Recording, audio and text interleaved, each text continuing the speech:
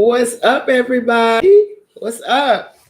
How's everybody doing? We got one person in here. We gotta get it up some. I'm gonna wait a minute, a little while longer for everybody to get in here. What's going on? Happy Saturday to everyone. Just waiting a little while for folks to get up in here. What's up, Precise? How you doing? What's up? Just wait for everybody to get in the building. The Empress is in the building. Yes, always on time, honey. I got a new camera and everything, y'all. Y'all tell me how it look. It's all high def and everything. Y'all let me know how the camera is looking today. Ooh, I look crisp. It looks better than the other camera. The other camera gave me a little bit more brown, which I was happy with. I'm trying to play around with these different cameras to see which one looks the best. How is everybody doing this Saturday? Like, you can see every damn thing in the house now. Everything. It's like the HD looks good, girl. Yeah, I'm waiting for everybody. Everybody over in Discord, honey, having a damn good time. They done forgot about me over here on Saturdays. Discord is the bomb, y'all. Y'all don't know what y'all missing on Discord. If you have enjoyed Discord, you need to get on Discord because me and the Maymays have an absolute ball on Discord. Okay, through the week, listening. Everybody is watching different types of dramas and they giving their information, giving different information on different dramas that they're watching. So you need to get in on Discord. We had a ball today. What's up, Miss Shirley? What's up, Lorraine? I hope everybody had a great weekend. What's up, Jeremiah's Play Zone? All my normal babies are in the house. I am so happy to see all you guys. We had a ball on Discord. If you have not joined Discord, you need to join Discord to hang out with the Maymays during the week when we are watching our dramas. So you are not alone out there by yourself watching Chinese dramas saying, I'm the only person in my family that likes Chinese dramas. You have got to do that because we have a good time during the week watching these dramas with each other during the week, and listening to all the different people's comments has me dying. Okay.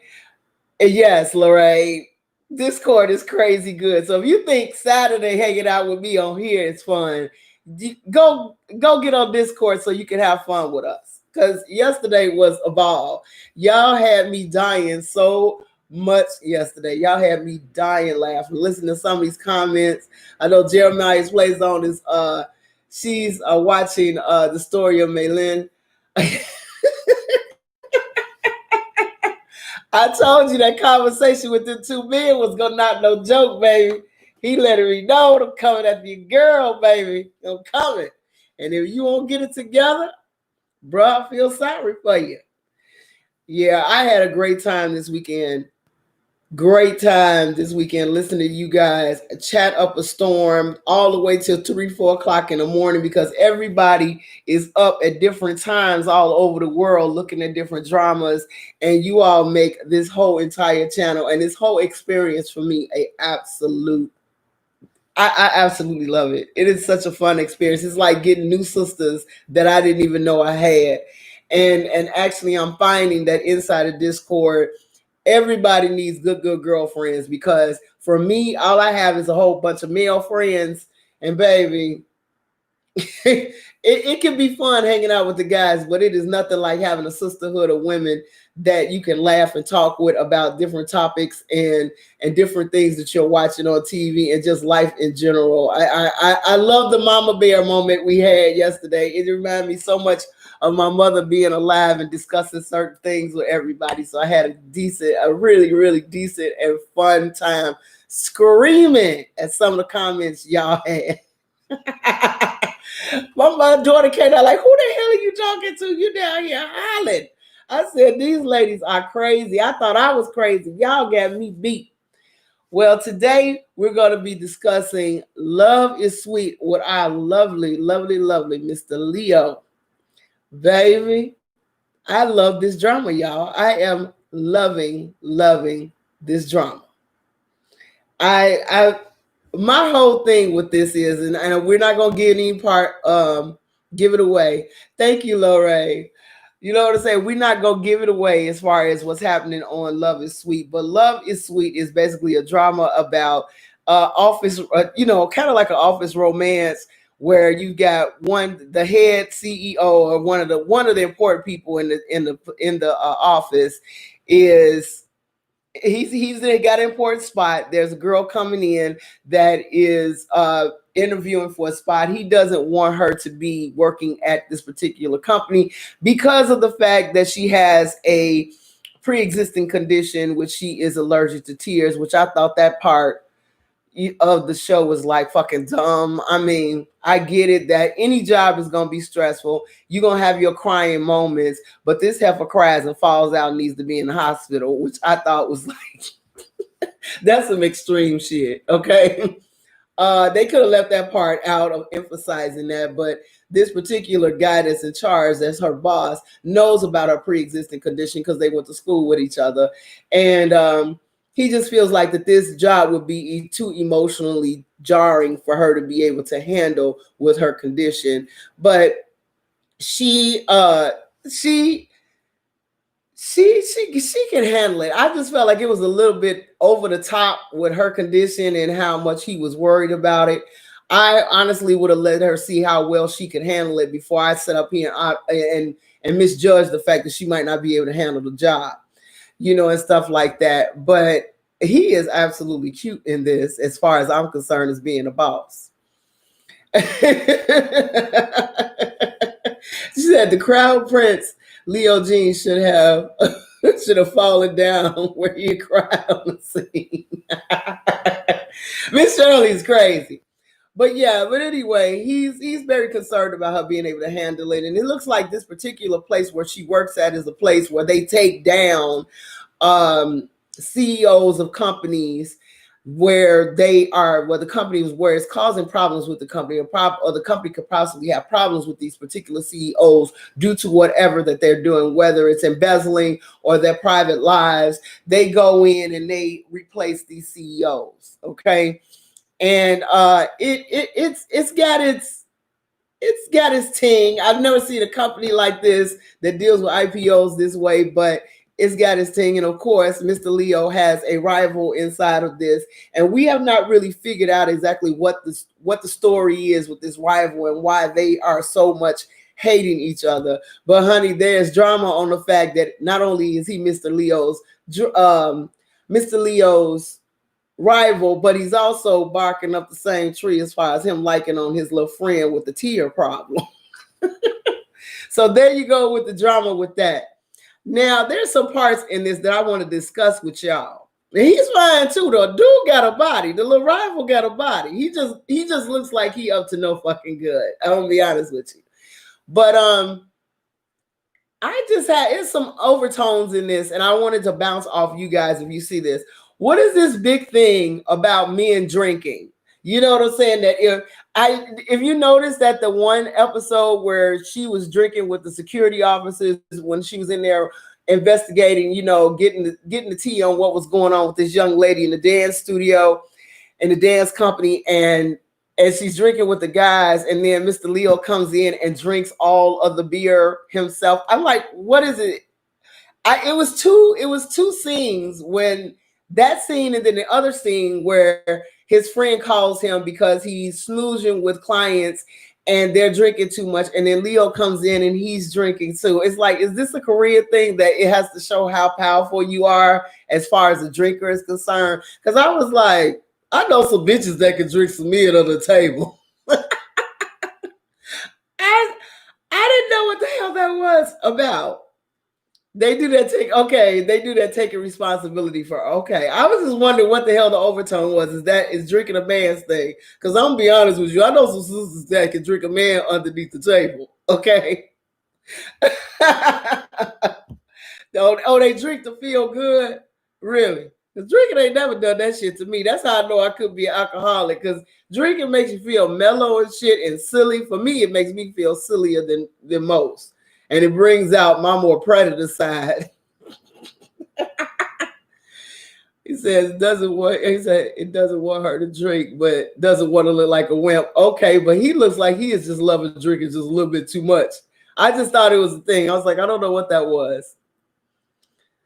Most people get sick drinking. For me, it just, like I said, it does something to my personality. It brings out the predator side of my personality. As far as men don't want to drink around me, you thinking you get me drunk so you can take advantage of me. It's gonna be the opposite way around.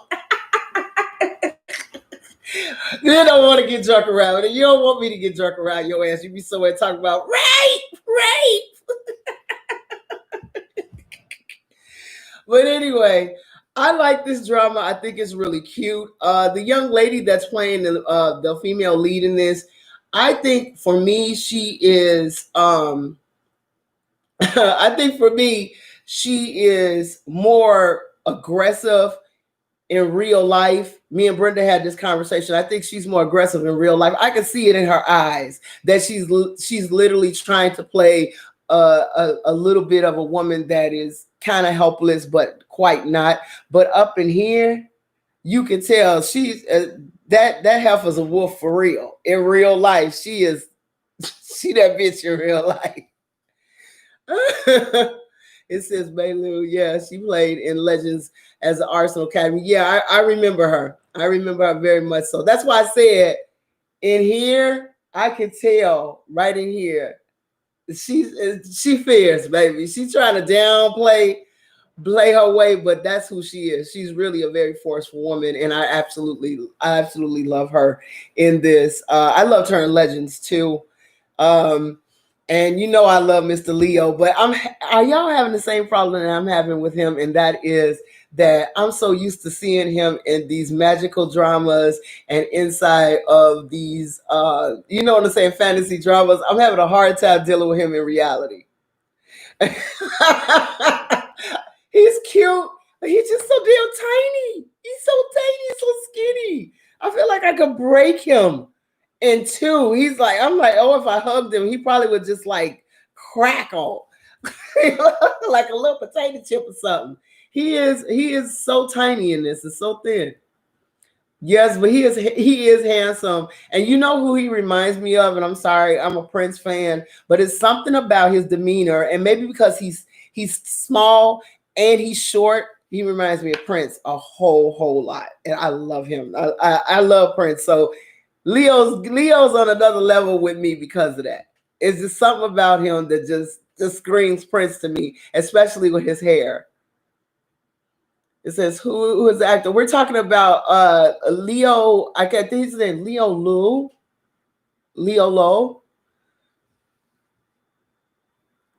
Yeah, I like him a lot. I think he is so elegant and just so beautiful and just dainty and shit. I don't know. He's just so dainty. I absolutely love him. I absolutely love him a lot. And I love him in this modern show. I love how he looks at this girl. Honestly, do y'all feel like it's a lot of chemistry between these two? Their chemistry is off the fucking meter. I absolutely love it. Love it, love it, love it. Who else thinks their chemistry is just like... I love their chemistry together. Love it, love it, love it. And that office shit just kills me because did y'all see how smooth he was to get her to move next door? He said the first time I watched him, he looks older than 32, same age as Shandu, who looks about 5 years younger than Lo, and has a princess profile. Yeah, I agree. He does look older than 32. To me, Leo looks about 36. To be honest with you, he does. He looks about 36. It says it's the book scene. I have to say, like I said, to me, I like him in this. I love their chemistry in this. And his fashion is off the chain. If you all have been paying attention to it, he does look excellent in a lot of his outfits that he is wearing. He is so cute in a lot of parts. And it's funny how he's setting her up because, like I said, he got that apartment for her right next door. I'm like, ain't no way you're going to see an apartment the way that girl got an apartment and it's going to be that cheap, $7,000. I mean, I'm sitting up here like, for real, girl.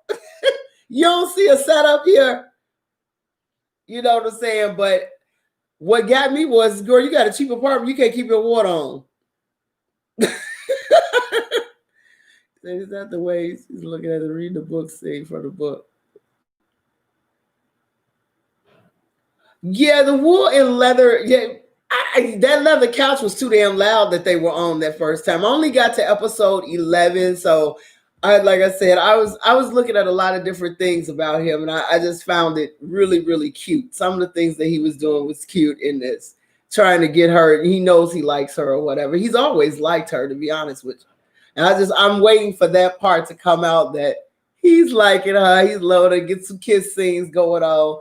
Because like I said, their chemistry is that's the only reason why I watch it, because he is fine as hell. He's cuter than everybody in the whole show. Even more cuter than the guy that's his rival. The guy that his rival only has on him is that he got a fucking body, baby. That boy got a body. But the other characters, let's talk about that. Now, the head lady in the office, Leo's assistant. I don't know if she's assistant or or associate, whatever. These heifers got some issues. First of all, it's your boss. Bitch, why you acting like you his woman? What's that about? That's some creepy ass shit right there. Because me, if I was a man, the moment I saw that shit, the moment I felt like you was just doing the most as far as I was concerned, your ass will be fired. Okay? Call me a bitch, call me whatever you want to call me. Your ass will be fucking fired. I know she likes him, but she's making it way too noticeable to the point you're bullying other employees. And then the rivals, so-called, they weird ass relationship. Because I was like, ain't that supposed to be his sister? Bitch, why you all up in his face like you trying to get a kiss? Because that would have been a muff instantly. Like, what are you doing? You know what I'm saying? That sister with the rival, talking about, I don't like it when you this way. I'm like, bitch, you a little psycho. That's what I don't care if that's his foster sister or not. That is not how foster sisters, anybody that you supposed to be done grew up with, you supposed to be acting. Okay? Unless y'all done had that conversation. And clearly they have not had that conversation. And did you see how the daddy acted towards him when he came to his birthday party? I'm like, I mean, it was a lot of shade being thrown to that young man's way. Yeah, office behavior does seem a little bit different inside of Asia than it does in the United States, because them two bitches would have been fired. Yeah, I think that's why. I don't like mess either, and I would have told her, I would have got her together. We would have had a real quick conversation. Like, let me tell you something, baby girl. I've been growing up with you. I don't look at you that way, and you need to adjust your attitude, or you will not be around me much longer. That's the kind of conversation I would have had with that particular character if I was a man. I mean, I'm used to the Asian boys being direct, like, bitch, no. I'm not understanding this quiet. I'm not gonna say nothing, even though you know you feel this weirdness going on here. Yeah, I felt like that's what I'm saying. There's some lines that you don't cross with siblings, and that's one. I mean, especially if you've been growing up since you were a kid with this person, you don't sit up here and look at them like you looking at your man, and the sister in this is acting like, you know what I'm saying, one of them crazy hoes that might do something to you. She even got people following him and checking on him and shit. Like, girl, you acted a little stalkish. Stalk much? You know what I'm saying? Like, yeah. I'm like, boy, you in trouble. You need to address that shit. It says the sister is cut trying to rip off their loose clothes all the time. She must have molested her when they was a child. I'm waiting for her to enter his apartment. I'm waiting for that shit too. It looks a little weird. I was just wondering if it was just me, but it looks a little weird. And I want to know, that's why I'm sticking with this drama, because between those two females, I want to see what happens because I know that Leo gonna fire that bitch if she go too far on his side.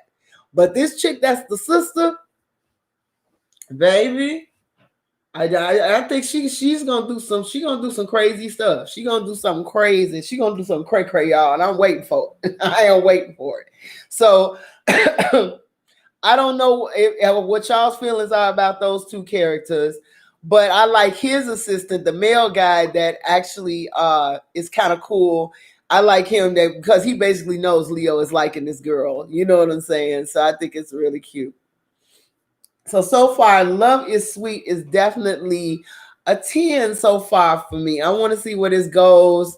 Everybody is like on IG going crazy about it, so I like it. The two chicks is one is two chicks, one is an analyst and one is an office lawyers. She's cute too. Oh, and speaking of that lawyer one that sits right across from our lead. Did you see this shit she pulled on her in the office? Trying to, take pictures of her and the other, of Leo's rival inside the library and then present them in front of the hating bitch. Did you see that?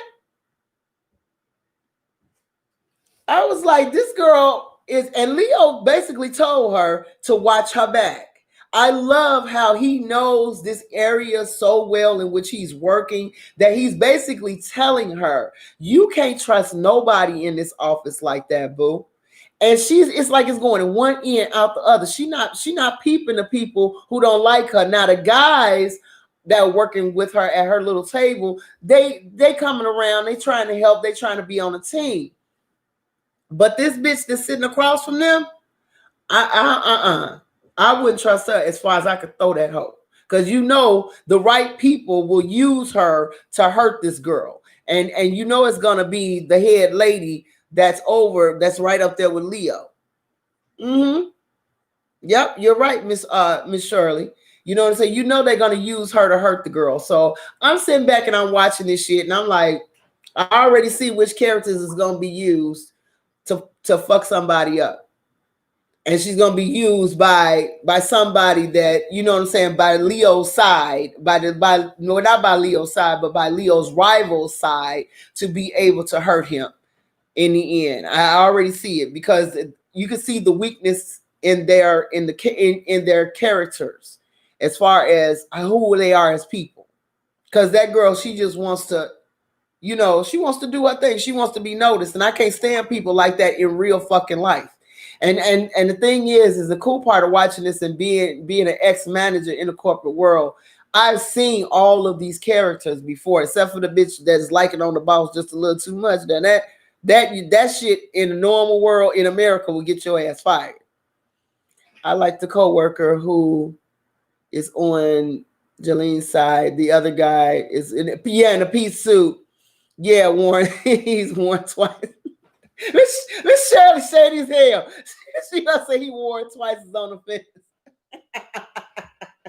Miss Shirley is a true Scorpio, baby. She paid attention to all the fashion. So he done wore that outfit 2 times already. Miss Shirley could definitely sit next to me anytime she want to talk about people.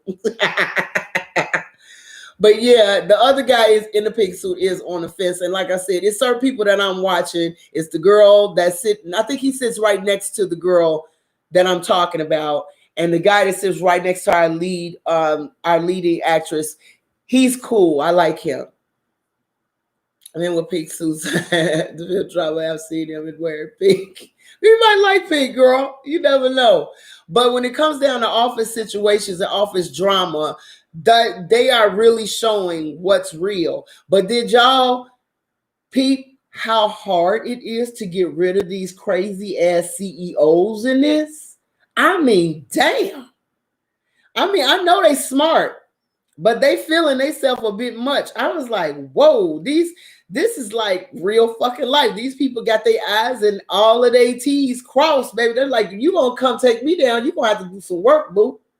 I was like, whoa, they are fighting for their positions hard, okay, during these takedowns. And I'm loving it because that's some real shit. Now, me working in law, I've seen it. But it's usually the attorneys that's doing that type of shit, covering their client. That dude was very, very gross. I was afraid that he was going to end up trying to drug our lead actress. Did you feel like that too? I thought that they were going to drug. I thought he was going to drug her when she came into his office by herself. I'm like, is this bitch crazy?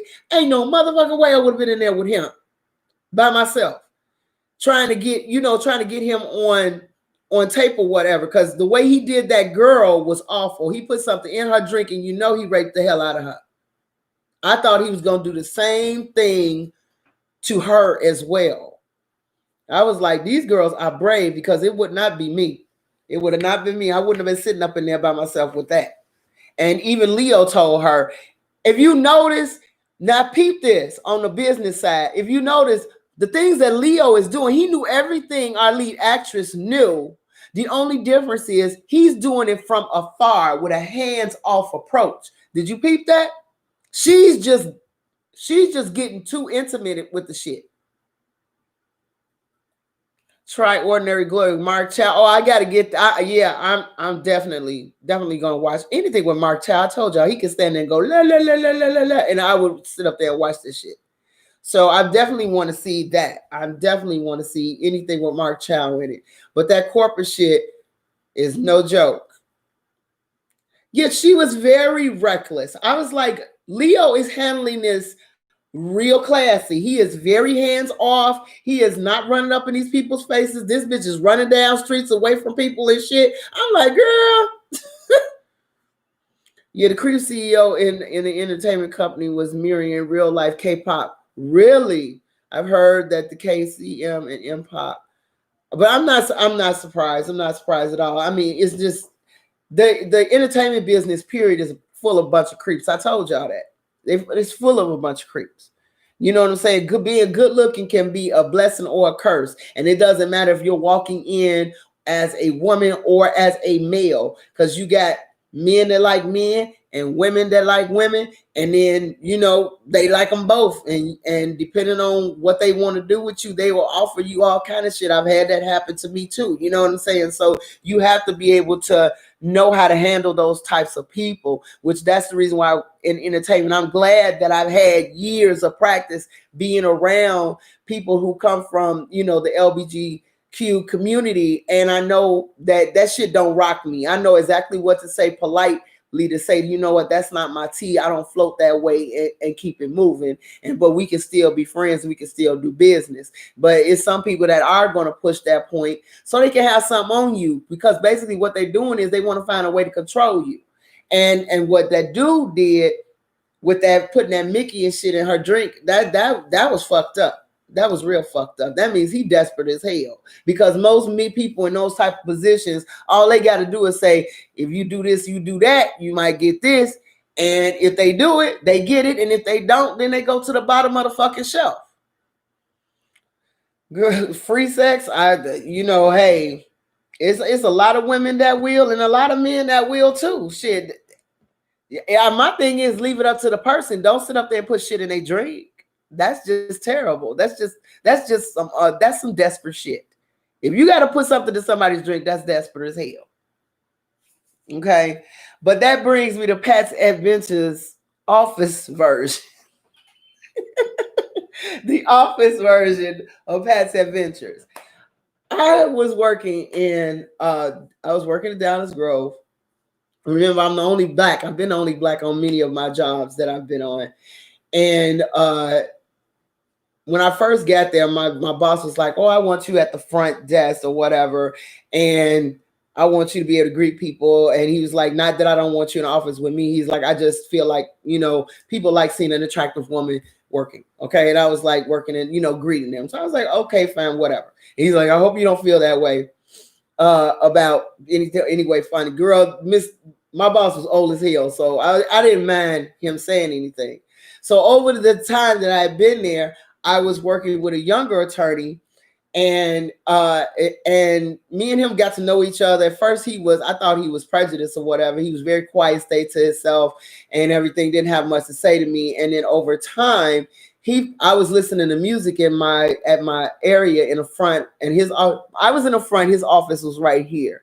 So when people came in, they would see me first, and then I would screen calls and visitors for him. And then my big boss stayed in the back in the big office. And he would sit up there. He heard me playing music at my desk while I was doing my work, and he heard me playing house music. He's like, "What you know about that?" I'm like, "What you know about that?" And from that moment, when I told him what I was doing, and this is during the time I was just beginning in house music, he was like, "Oh my God, you know these people and this people." So I got him a couple of autographed CDs by some of his favorite DJs that he liked. And after that, we became really good friends. One particular day, I had to go to the bathroom. So I went to the bathroom and the phones. Okay, let me stop. Okay. My boss was promoting me to office manager. So my actual desk and everything was going to change. I was going to have my own office at this point, and they were going to hire a receptionist to take my place. Well, thank you. This particular attorney, he got used to me being there, and during the time, I don't think he knew that my promotion was coming up soon. So I didn't know that he liked me. I didn't think he liked me at all. Okay. He would sit next to me like really, really close to show me things in a case that he wanted changed, and I'd be like, "You could have said that shit from the other side of the damn desk, but okay." And he would keep bringing his chair and sit right next to me, and I'm like, "What the fuck is this about?" You know what I'm saying? And then he would reach over me and stuff like that, and I'm like, "Okay." I would not say anything. I would just keep doing it, minding my business, doing what I'm supposed to do. And I was like, I'm like, nah. He ain't liking me like that. I hope he ain't. I'm like, this is gonna be some weird shit. Well, one particular day I had to go to the bathroom. So I went to the bathroom because I had been holding it all morning and the phones were ringing like crazy. And somehow they slowed down. So I went to the bathroom. And I think Tom had told him that I was going to be promoted and that I was supposed to start moving my stuff out. And he had an attitude the whole day. And I didn't know that he had found out about it. So when I went to the bathroom, the phone started ringing and he started going the fuck off. Will somebody answer the goddamn phone? Will somebody answer the fucking phone? I'm like, the hell wrong with this motherfucker? You know what I'm saying? So he's steady yelling and I'm steady trying to pee as fast as I can. And then, Pat, where the hell are you? And I yelled out from the bathroom because we were down the hallway and I got a big ass mouth, y'all. I'm like, I'm trying to take a piss. What the hell is wrong with you? Because he was like getting ignorant.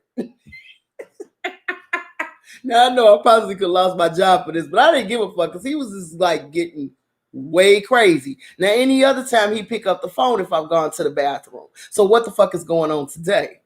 Y'all know he done got told I'm moving to the next office. So he having a fucking problem right now. So I come out of the bathroom and I answer the phones and you know what I'm saying, to get all of that stuff calmed down. And then he starts throwing shit on my desk. And I'm looking at him like, and then he's like, I need this done by da da da da da da da. So I ain't say nothing. I got the shit done. I got the shit done in like 15 minutes. This is how good me and him work together. And I brought it down and put it in his desk. And he's like, don't sit it right there. And I was like, you know what? I sat down at the chair. And I said, John, what? What the fuck is wrong with you? What's wrong with you? Talk to me and tell me what's wrong with you. I'm just used to you being right here in the office with me. I'm not used to all this other stuff. You were in the bathroom and da-da. I'm like, I go to the bathroom every day that every human does. I said, but what is wrong with you today?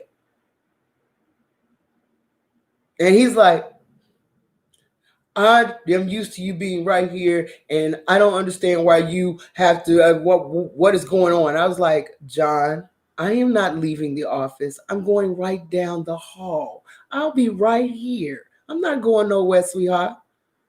He's like, I'm just used to this. I'm just used to you. I'm just used to you, and I don't want any change. I was like, John, we grown. What's wrong with you? I said, because you feeling some type of way.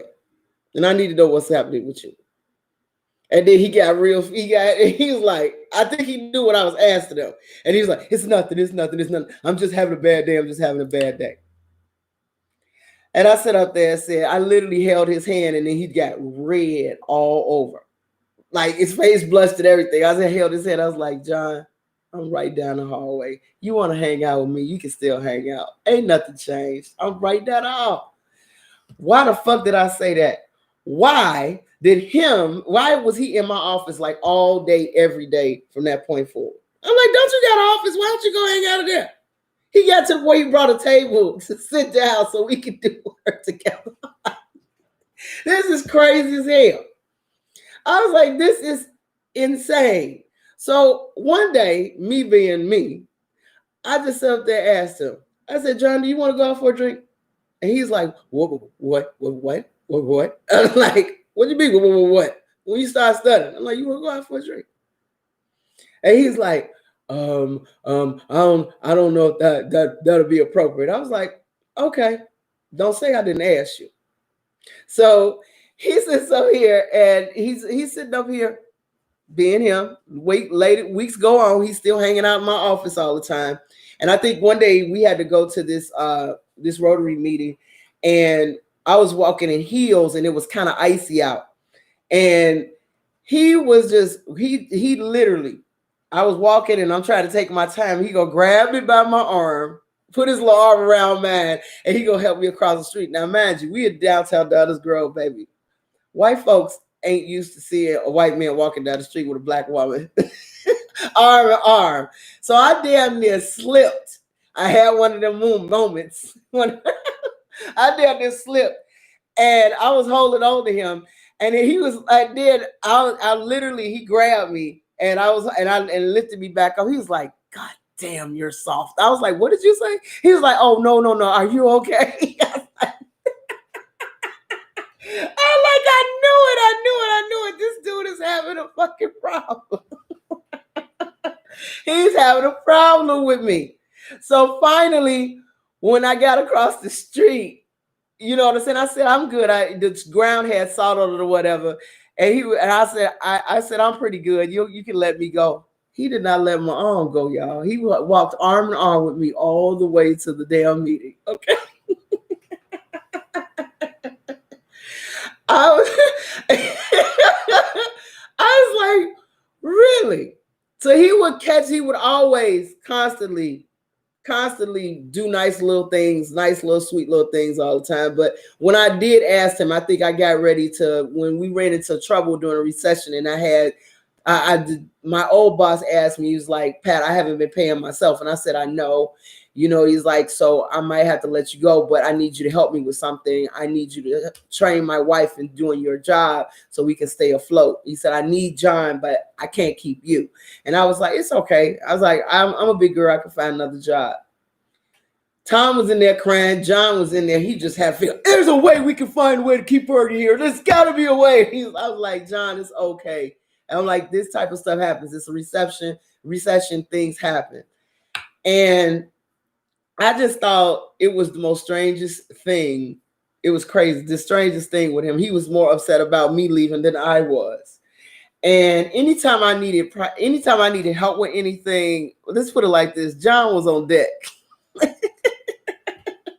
John was on deck, baby, okay? Anytime this bitch is in trouble, he was on point. I'll never forget during the time while I was laid off and stuff like that and money was tight. He was like, I know your daughter's graduating. He was like, how is everything? I said, if money is tight, I'll be fine though. And honey, do you know that man came over my house and said, he had me an envelope. He's like, this is something to help with the graduation. It was $3,000 in that goddamn thing. I was like, and you still don't want to go out for a drink with me? When my car got booted, they had went back here in Chicago. They petty as hell. They go back 21 years on your driver's license to see if you have any unpaid tickets. That's when the city was looking for money. And I didn't have any tickets presently on my car, but because they were looking for money, they went back on your driver's license and found if you had any unpaid tickets, they would try to charge you for them all at once. Do you know they had booted my brand new car in my driveway, mind you. And I told him about this, and my mom was like, I can't help you. And I was like, we can't never help with shit when it comes down with money. But she was not going to help, and I didn't have that kind of money on hand. You have to get a lot of money literally at one time within two days before they take your car. And I literally just got a car. I didn't have that kind of money. And he sat up there and said, how much is it? And I was like, is this much? And he was like, Pat. And I was like, what? He was like, meet me at the DMV. I'm like, what? You finna pay this? Girl, that shit was like, I think it had to be like almost $4,000. He was like, 21 years of me driving, I had $4,000 over unpaid tickets that went all the way back to the time I had just got my license. And mind you, I'm in my 40s. So he was like, meet me at the DMV. Honey, he came up there, and the black girls that was doing the tickets, this is how much the tickets cost. And he sat up there and said, how much are they? And threw his credit card up there. And the black girls was like, woo. I was like, you did not have to do that. I would have got on a payment plan. He was like, no. I said, I will pay you back. He's like, you don't have to pay me back. I said, I am paying you back. Okay. So I sat up there. I ended up paying him back. And then I think at one point things got so bad during the recession time when I was trying to find a job, my car got repoed. Do you know this man found me another car? Pay for it. And I said, make a promissory note and I will pay you back. He made a promissory note so I wouldn't feel a certain type of way, and I paid him back for buying me a car. He found me a car. We never dated, never. And every time I would ask him, since I hadn't worked there anymore, I was like, do you want to go out and have some fun sometimes? Go out for a drink. Let's go to a movie. He would always turn beet red and never say anything. He just didn't say anything.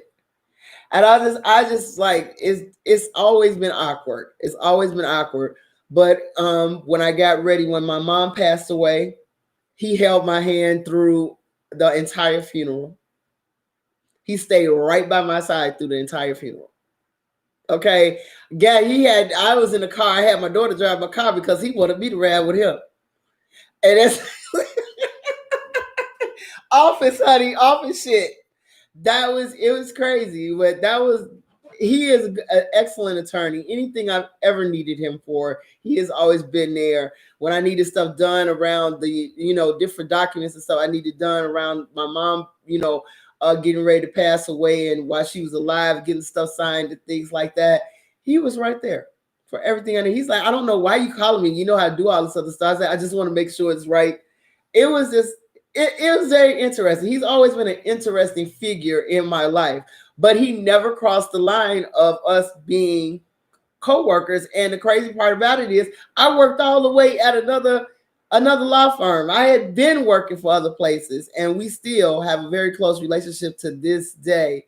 What's up? We got a new Maybe. What's up? Another one for Germany. So, honey, their office, that stuff that Leo is doing in Love is Sweet.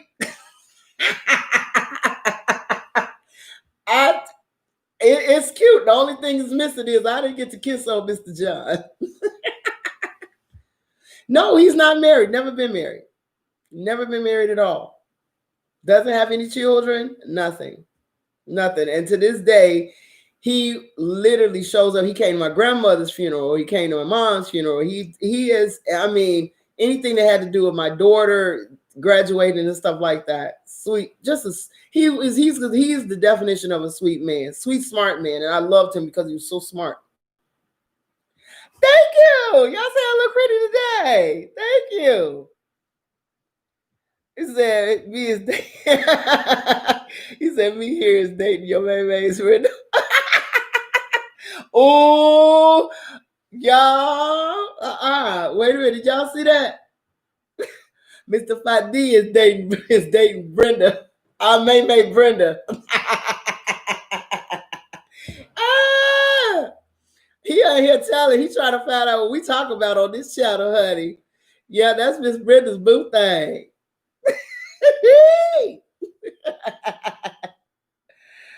Whoa, wow. I didn't see that coming either, y'all. He in here trying to sit up here and eat. He's trying to ear hustle on the ladies right now. But yeah, so that was a true adventure with Pat with office shit, honey. I was like, that's crazy, but we never crossed that line, never did anything, never even got a chance to go on a drink, honey. I would have rocked that boy world though, because he had a nice body. He used to work out and everything. Celine, you over here hung over. Wow. Wow. So far I have been anyway, Love is Sweet is something that all of us are constantly watching. I've also been watching Tale of the Nine Tail, which is getting very interesting, y'all. I hope y'all are watching that too. I think they're up to episode 4, I think, because I watched 2 episodes yesterday. I got thrown off by us having too much fun on Discord yesterday. But I got to rewatch episode 4 because y'all had me dying laughing on Discord when I was watching that. Yes, I have watched episode 3. I've watched episode 3 so far. I like crazy ass, weird ass island that they're on right now. But that island actually is from where he is from. So I like I said, it's real interesting. And this girl that he thought wasn't her, the girl that he put his 9-tail beat in, is actually her. But it's something weird going on because the head lady Death is not telling him some shit. So that's the reason why I got to go to episode 4. But so far, that is what I'm watching. Yes, the Russian Fox. She's something else. That is something else. I was like, wow, but I'm just trying to understand how all of this is going. And like I said, he is giving me Goblin realness right now. And I think the last time this week we talked about it is that if you notice, he wears some of the same pins that he wore inside of Goblin in this as well. And I look at everything, y'all. I'm the type of person, I look at every detail there possibly can be when it comes down to these dramas. And he's wearing some of the same brooches that are on his jacket that he wore inside of Goblin. And he is so cute with the red hair. However, I do have one question. What's up with the wig when they show him back in time with the red hair at the top and the gray and black down here weave? I'm not here for it. It looks weird. The color coordination. It's like, how the hell you go gray at your edges, but your roots are red? I say, what the fuck? I'm like, that's just not possible, okay? You go gray at your edges, but your roots are still red. I know he's the red fox and all, but girl. Okay, it symbolizes fox colors, but girl, that weave is late. Okay, that hair weave is late, but he is cute and he can wear damn near anything. The little fox, I think the boy that's his brother is getting on my damn nerves, and I'm with him when he says quit acting childish, because he is acting completely and utterly childish. I still don't understand what his whole problem is, but you know what I'm saying? I'm trying to bear with him, but he is getting on my nerves. He's becoming like a fucking mosquito in this drama.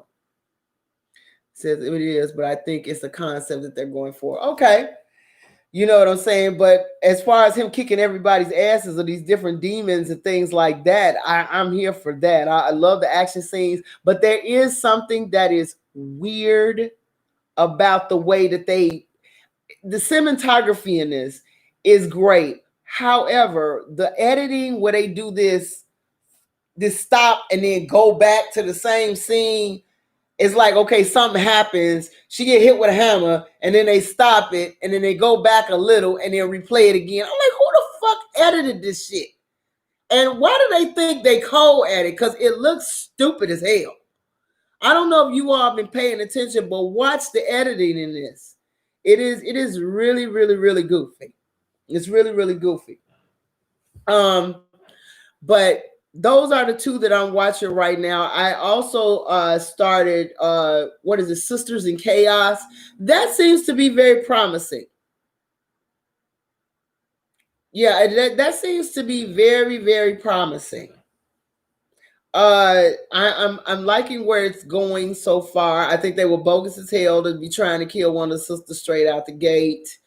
The little sister in that particular drama and Sisters in Chaos is a little bit too gun ho for me, but she's stupid. She's just too easy to jump into shit too early.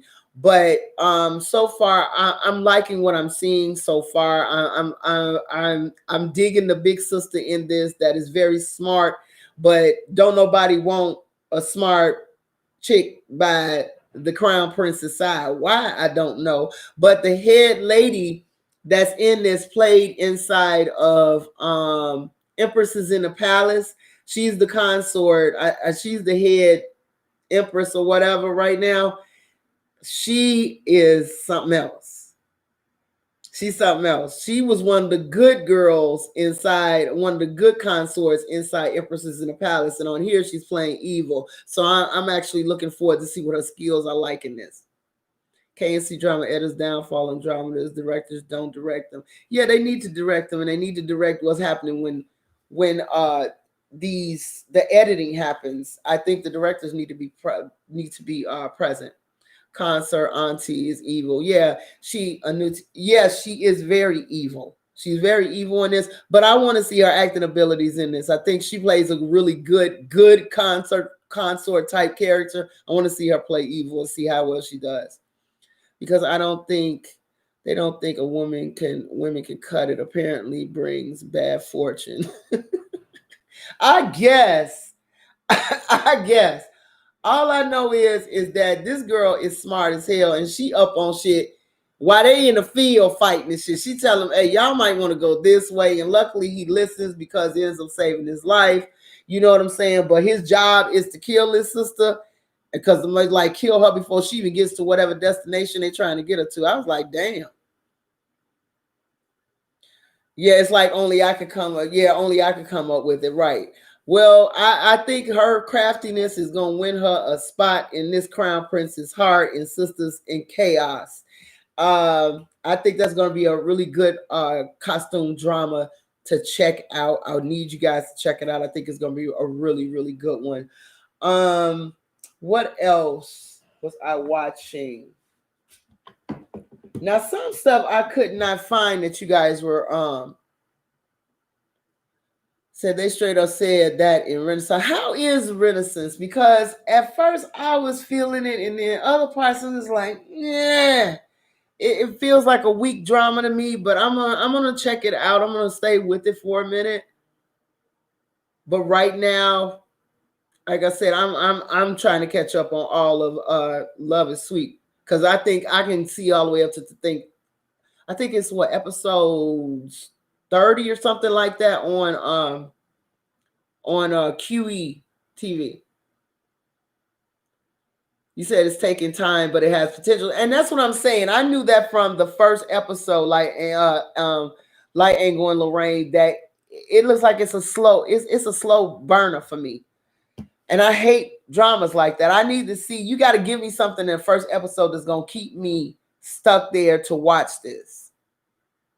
It says, how can a crown prince and a second sister going to end a marriage so they can marry first? I like to know that too. I like to know that too. They're coming up with some crazy shit in this that is going to end up crazy. And what I don't want to see is two sisters fighting, because that's what you saw inside of Twin Flower. That one sister ends up hating the other sister more. Oh, the second sister runs away, because it's looking like the second sister's going to end up liking one of the guys that's working to get the first sister fucked up. So that's going to be terrible, how that's going to work out. I'm not liking the lead female. She is too annoying, and she does some dumb shit. I haven't seen her do anything dumb yet, but I don't put it past her, because they're young right now. They're young right now. So you can expect them to do silly shit. I didn't like that little sister because I felt like she wasn't thinking, not using a fucking brain. She's too gun-ho for stuff like that. But I'm glad that the sister can fight. That's the thing that bothers me, is that the older sister, she got the brains, but bitch, you can't fight. What's the point? I would rather have brains and be able to whoop a person's ass than not have brains and be able to whoop your ass. That's just stupid. Either he marries both or the second sister has to die and she loves the bastard prince who really should be king. Yeah, that sounds like how it's going to go. That does sound like how it's going to go, y'all. And unfortunately, you know what I'm saying? They're going to have some kind of crazy storyline. But I just need a storyline that's going to grab me and keep me. Yeah, and she almost died. She's almost died a couple of fucking times. Her older sister, they're trying to kill her right now. Okay, so that's how far I've gotten. I haven't gotten any further yet. They're trying to kill her right now. But as far as the little sister knowing how to fight and all that shit and being a hothead, I swear she reminds me so much of my sister at times, my real sister. That is not even funny. I told y'all about them stories between my sister with guys being, trying to hit on her and shit like that. I had an aunt that a guy got physical. One of her boyfriends got physical with her. And she came home. She's high yellow, y'all, light, very light-skinned woman. And she had a bruise on her face. And her sister saw that shit. I told y'all, we got some crazy ass women in our family. Dude was coming down the alley after she had ran to the house and everybody saw her. My mom and my aunties that saw her. And he's walking down the alley talking crazy. And of course, the sisters met him outside. And he called himself, they called himself talking shit to them. And they came out there getting ready to whoop his ass. And he sat up there talking about, oh, I'll beat all your ass. And he called himself running to go get something. Well, my auntie got in the car. My Aunt Bunny and my Aunt Fifi and my mama got in the car. They actually rode up on him. And he's kind of trying to run through the school park and the school playground, trying to get to the school playground. And they actually took the car and pinned him against the fence with the car, got out the car, got on top of the hood of the car and beat his ass. You don't ever touch my sister again, we'll kill you, we'll kill you. It was hilarious. I'm looking at my mother from the porch like, Mama is beating the shit out of this man. Tell him, touch my sister again. They're like, you want to black some eyes, but black your damn eye. It was terrible. My mother and them did not play about nobody hitting on their sisters. And the brothers didn't move. They was like, I think they got it covered because if by the time they get finished with him, he ain't going to be able to walk and do shit. And by the time they got finished, he had so many lumps and bumps, he couldn't even see. Dude had a pumpkin head by the time the three sisters got finished with him. And if you don't know what a pumpkin head is, that's when your shit swell up this damn big. Okay? He wanted to black some eyes. He's like, he had ended up getting 2 black eyes messing around with my mama. And they were on top of the hood of the car beating his ass. And my aunt is in the car, literally revving the engine and pressing his legs. He was pinned between the fence and the car. So she's steady taking the car. While the 2 sisters is on top of the hoods beating his ass. And he's screaming, somebody call the police! Somebody call the police! Okay? And then nobody called the police. He should have never put his hands on their damn sister. And the crazy part about it, y'all, that's when I learned the valuable lesson. Don't get into them type of situations with people. Is that my auntie went right back to his ass. Young, dumb, and stupid. Honey, that was a hell of a scene. The Thomas girls do not play when it comes down to their sisters. They will whoop your ass, your mama's ass, everybody's ass that wants to step up and talk shit. These are the most conservative women you ever want to meet that will turn ghetto in 2.2 seconds, honey. All of us are. People like, I could never imagine you all out there fighting. Shit, them earrings come off. Girl, throw me them gym shoes. Where's the grease at? Throw off them heels and beat your ass like you stole something. So my sister would have got the belt, and when I turned to get a whooping, she could not help me for shit. Yeah, honey, I've had those moments being the eldest too. So y'all got to understand, I come from a very big family of, my mother had 7 brothers and sisters, okay? All of their children are the children I grew up with. So like my aunt Bunny and my mom, I was the first grandchild. So my sister and my cousin Day, they were second. So, and then my uncles and them had their kids. So all of us as children of the siblings' children grew up like sisters and brothers. We didn't even play with the kids in the neighborhood. They said, you got enough fucking cousins to play with. You don't need to play with these regular motherfuckers around here. So we grew up like sisters and brothers. So I was responsible for all the little cousins when we all came together. So you have to understand, I'm about maybe 3 years older than many of them. And unfortunately, with me being 3 years older than all of them, I would get in trouble. I'm the oldest, so they would do shit and I would get my ass whooped for it. And they would do, my sister and my cousin, they were like twins. Badass 2 little kids. They would run around the house. I think they learned how to walk at about 6 months old. So they were running around in Pampers like crazy all the time, doing shit, climbing up the Christmas trees, tearing them motherfucker down, all kind of shit. They was just terrible little kids.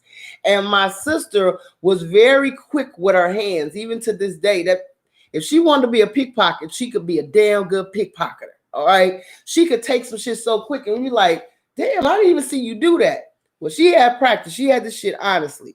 When she was a baby, my grandmother, in the wintertime, field mice try to come into the house. She would sit on the floor and watch to see, be real still. And this is a 6-month-old, would sit up there and watch to see the mice try to come out.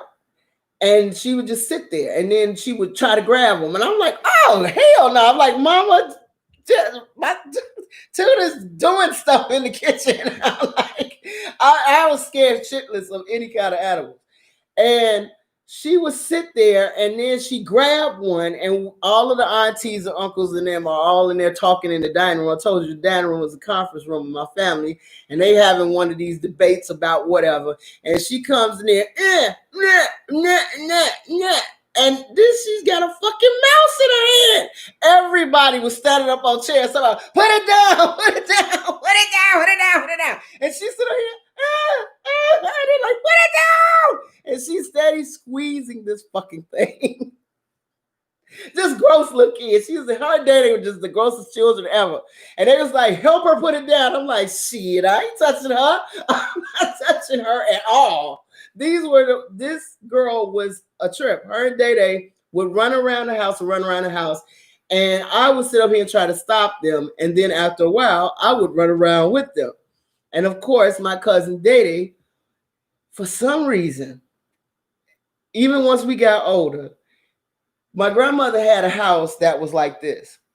When you came in the door, there was a front room, then there was a second parlor, and a dining room, and then a long hallway. So we would run around her house like it was a racetrack.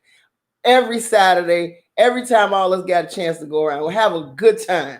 Slide down the long staircase, and it was hilarious, okay? We would do all kind of crazy shit in their house, and they would let us do it till somebody got hurt. And it was always my cousin Day.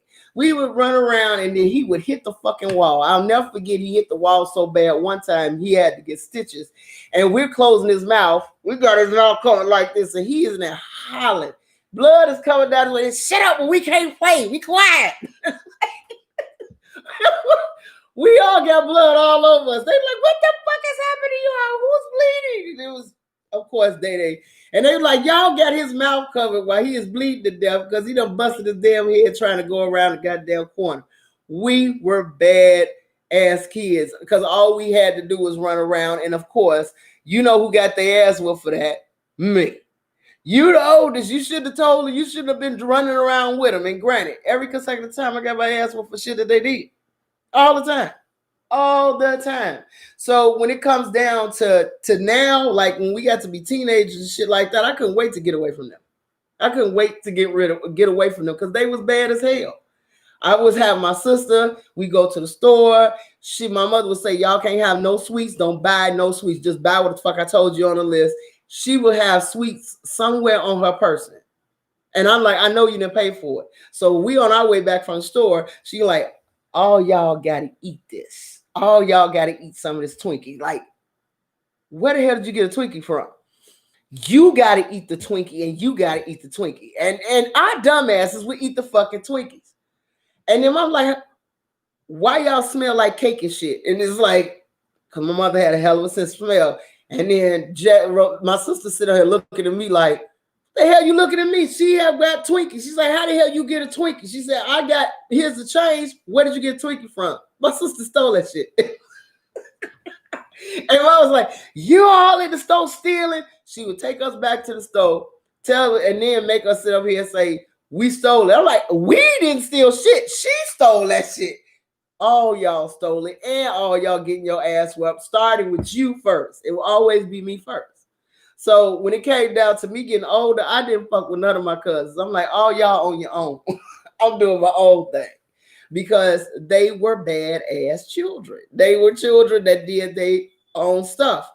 And my mom was very strict with us. So she was very shocked when we did things terrible.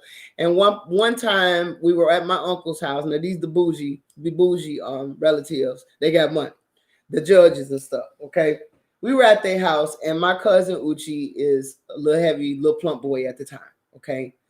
He was getting bullied in the neighborhood, and we didn't know it till we got there. And of course, he's riding his bike. We going over to their house, so we don't have no bikes to ride. So me and my sister sitting outside, and we see down the street that these boys are bullying my cousin Uchi. Don't trip about the names. Everybody in my family is named after somebody, so you just can't come in the room and say, "What's up, Pat?" because 2 people are going to answer, or "What's up, David?" because 4 people are going to answer, or "What's up, Pete?" because 5 people are going to answer. So we got crazy ass nicknames. Okay. So what ends up happening is, thank you, Brenda. So what ends up happening is that he's down the street getting bullied. These boys pushing him down off his bike or whatever. And we see this, and we stand up and go down there, and these little boys talk about, y'all ain't gonna do what y'all coming down here for. We'll pimp slap you little bitches. And we like, me and my sister looking at them like, see, these little uppity kids from over here in Chatham. We motherfuckers from the ghetto, okay? They talk pimp slap. We like, bring your ass over here and do it then, homie. Come on, bring your ass over here and do it. Me and my sister like, you ready to square up? I'm ready to square up. Let's go kick these little motherfuckers' asses. So we over there talking shit, get ready to beat these boys' asses. My little cousin runs home and tells Uchi, the one who got bullied, runs home and tells his mama that we out here fighting. My mother's in here trying to act like she's just, trying to be bougie. So talk about, yes, and my children this and my children that. And she hear all this cussing outside, and she's like, oh my God, whose children are out there with those awful mouths? And then my uncle come back, them your damn kids, man. We out there cussing, talking all kind of shit to these little boys. We'll whoop your ass. You talking about you gonna pimp slap somebody? Come on over here, you bitch. We are mad. We about 11, 12. We're about 11 to 10 years old. Our mouths are woo. So my mother comes out there. Who are you all talking about? Why are you out here using this language? And this little boy was like, yeah, go in there with that old lady that y'all like. Go up in the house with that old lady, you little punk asses and all this other stuff. My mother said, what the hell did that little boy say? He was like, yeah, old ass lady, go back in the house. And mama said, me and my sister like, you talking to our mama? Motherfucker, we'll whoop your ass. We went across the street. Mama says, right, beat they little fucking asses. Tell their mammy if they come over here, I will whoop her ass too. Her whole entire demeanor of conservativeness went out the street. It went out the fucking window, y'all. She's on there, yes, my children, this, and then turned into straight hood mama when that little boy said that shit. Completely disrespectful. But that was the one thing that was a sender offer for us. You couldn't disrespect our mom. We beat your ass. And then this boy was like, yeah, y'all talking all that shit. I'm like, we're going to beat your ass from one end of this block to the other. And we definitely did. We beat them little boys' asses. Meanwhile, my little cousin is sitting up here hiding in the house. I told him, I said, if you don't stand up for yourself, you're going to get bullied all the time. We can't be here forever because we did whoop their ass. They probably going to beat shit out of him when we leave because he can't fight. You know what I'm saying? But unfortunately, it was just the most strangest. The whole thing was my mother was embarrassed. But then again, she was like, y'all should have whooped the little fuckers' asses. Yeah, but after we leave, he's completely done, right? That's why I was like, I felt for him. I'm like, they're going to beat his ass. They gonna beat his ass because when he gets by himself, he's like, you got your ass whooped by some girls. He got his, his friends got his ass whooped by girls, and he's at home hiding behind his mom and daddy. And it was just one of those things that were really strange. And I think the next time we came over there, they tried it again. But this time, I think they said something crazy to his mama, and he turned into the Incredible Hulk. He started screaming shit. Even me and my sister stood back like, what the hell is wrong? What's wrong with him? You said something. He just went and tackled the hell out of them. I think that's when he realized he could use his weight as a weapon to beat the shit out of kids. So eventually he did grow up out of that. But yeah, me and my cousins, we are, to this day, all of us still hang out together. I'm the eldest one out of all of us. And then the little ones that have come later, you know what I'm saying? They look at me as like the head elder, seeing as that all of us are growing up now. Most of them are in their 30s and going into their 40s. But yeah, so he's doing fine now. He lives in Florida, and he's getting ready to move to Boston in a couple of weeks with his wife. So yeah, he got married. Somebody married his crazy ass. But yeah, my aunt and them, my Uncle Lumpy. See, this the thing is, my Uncle Lumpy, he married a woman that was very well off. We're really smart and stuff like that. And this little boy was a candy kid. He had everything he wanted. Only child. Mama got money. Daddy got loot. I'm named after my mom. My mom is Patricia as well. So I'm Little Pat. And I got tired of people calling me Little Pat because my mother either would call me Patches, Mush, Short Drawers. It was always something that she would name me. But when she called me Patricia, it was usually because she was mad at me. She called me by my full name is because of Patricia, get your ass up here. I'm like, shit, what the fuck did I do? She called me by my full name, y'all. I'm in trouble. So as I got older, she would call me Pat instead of Little Pat. And then, the family would call me Mush. But yeah, we have about five Peters, 4 Davids, 2 Rons. Nobody has a name that's to themselves at all. So that's the reason why we have crazy names. Now listen to this. Okay, these are the nicknames. Me, Mush, Fifi, Bunny, Day Day, Bubbles. What is this like? What is the name? Pebbles, Suge, which is short for Sugar Man. We probably fucked him up because he's gay. But his name is Sugar Man. But we call him Suge for short. Tuda, Grits. Who else? And then everybody else is got some crazy ass names too. This is like Bubblehead. We got some crazy ass names. So we've all shortened them over time, and as we get older, some people resorted to calling us Pat, but everybody still calls me Mush. And when I allow it. When I was a kid, I hated that shit, but I allow it now. But yeah, so in my family, we have crazy nicknames.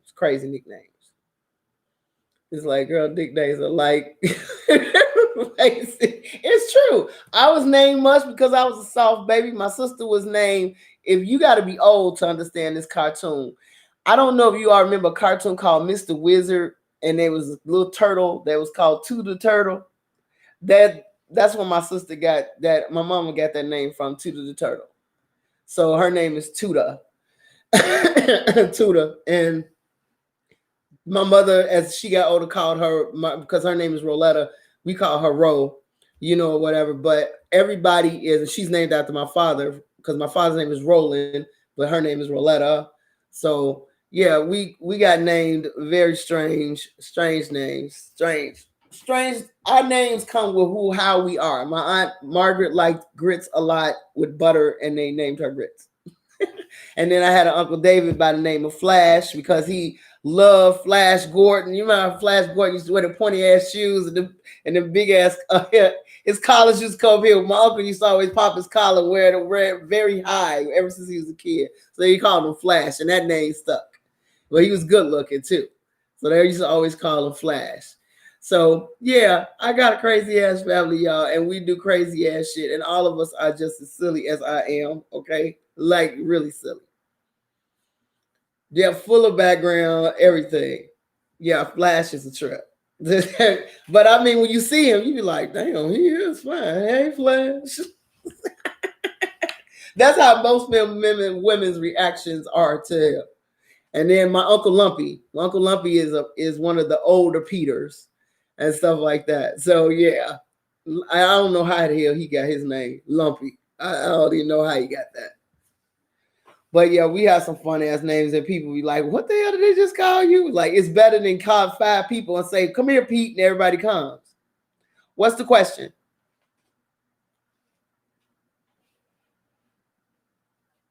What's the question, Miss Brenda? Idea man. My ideal man would be, I'd have to say, a silent, quiet type. He kind of reminds you of the emperor. He's very good at making decisions, doesn't get shook when he is inside of stressful situations, because I do find men that are very attractive to me that are ones that handle stress very well, that have their own little, you know what I'm saying, and if somebody get bucked, he got a little sprinkle of rough neck, like I'll beat your ass. But I do, with me personally, I like them kind of guys that they kind of have a mystery about them, but they'll say some shit like, say you in bed with them and they were like, where the fuck you going? I ain't through with you yet, girl. That's my kind of man. Like, I ain't gonna act like that. But inside I'll be like, shit. Talk to me, daddy. Talk about where you going? I ain't through with you yet, girl. All right, daddy, I'm gonna sit right back down. I love that kind of shit. I ain't gonna sit over here lie. I ain't gonna lie. That kind of shit right there. What you say, boy? Order this bitch around.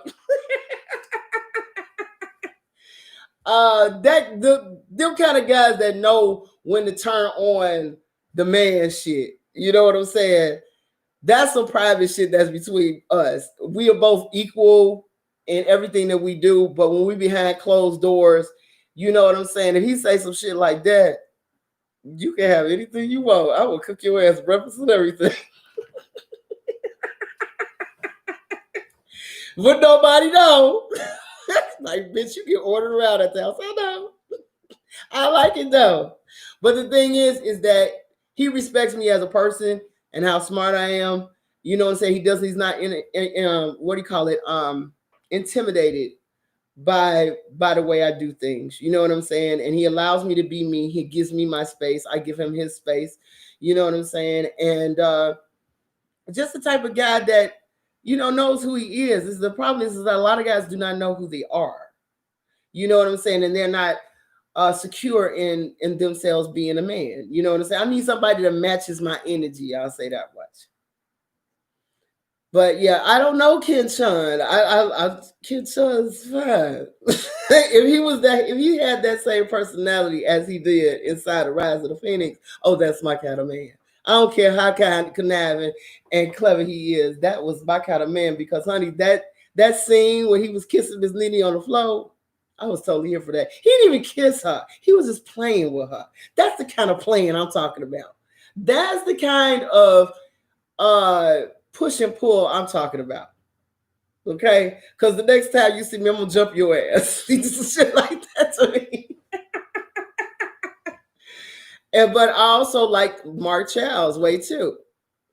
Do you prefer older or younger guys as of right now? I prefer somebody that treats me well. Now, as far as you being a youngin, to me personally, I do not like uh guys that are 26 and you know what I'm saying, anywhere in the 20s. No, no, no, no, no, no. That's not that's just being, that's just raping somebody at that point.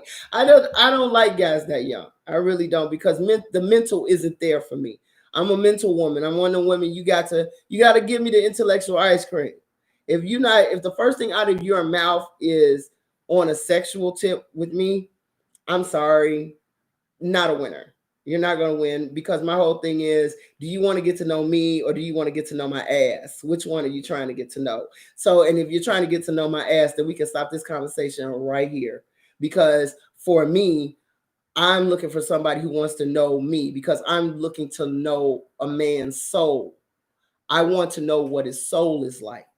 All of this can be gorgeous and he can have all of the window dressing and all of that. But if his soul is fucked up, there's nothing I can do with you.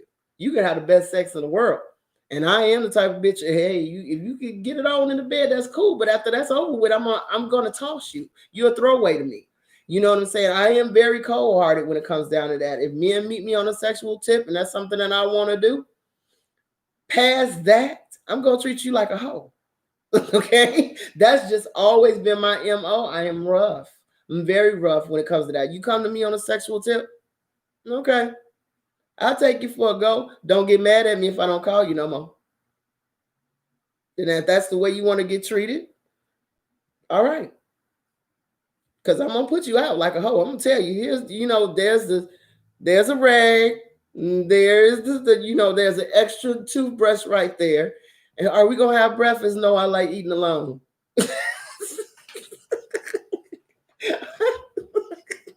I'm a bitch. You like, you just gonna toss me out like old fucking trash? Absolutely. Are you gonna call me? Maybe. Don't wait for it. You know what I'm saying? Because you came here and you put yourself out there like a hoe. I mean, why would I sit up here and put any kind of um effort into a relationship with somebody that was just ready to just, throw down with me at a drop of a hat?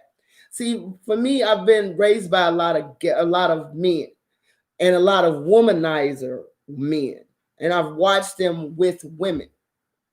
So don't think I wasn't taking notes on how they do shit. You understand what I'm saying? My uncle used to say, treat them like a hoe and they love you more. And they do. Strangely enough, they do, y'all. You, you don't believe me? Try it one day. Try it one day. Do that shit like they don't matter to you. Let's see what happens. See what happens. Like, I'm like, oh, you didn't call me today? No. You didn't see what I was doing? No. Treat them like a hoe, they love you more. So it's like, you have the best. You best to back off my man. Girl, we're going to have to fight Shauna then, girl. So we're going to fight. We're going to fight. It's gonna be one of them. It's gonna be a hot time wherever your ass at. Because if Mr. Child was there for real, you like, girl, I might fight with you, girl. I'm serious. What's up, Brianna? How are you, honey? How are you? But yeah, I like guys that are a lot of fun. They gotta have a sense of humor. They gotta know how to laugh. They can't take themselves seriously. And honestly, I like silly guys. I really do like silly guys. Girl. Let me catch Mr. Chin over your house. All right, shut up. Be one of the crazy bitches from off one of these shows. Just like stress, get through it. AP classes. All of that's gonna pay off, girl. Anytime you're dealing with money parts, that's gonna pay off.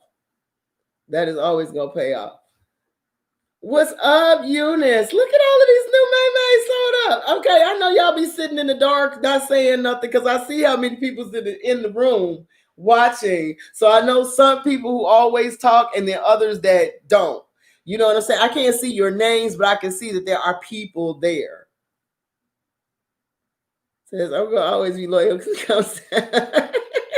So I'm gonna be a loyal man that comes down for the fight. I heard that. I'm just gonna be that crazy bitch sitting in the cut, wait for somebody to do something stupid. Be like, how did that person come up dead? Everybody look my way. He like, Pat did that shit. Oh Lord. But yeah, so like I said, my ideal man, I would love to, like I said, my biggest dream is for right here on this channel is to have Mr. Mark, Lord, is that Mark Chow and the Empress sitting right here saying, "What's up?" That's my dream. So y'all can be at home, falling the fuck out like that bitch got them at her house.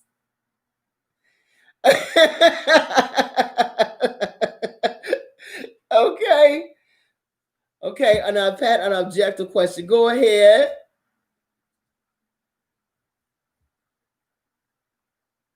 What is the question?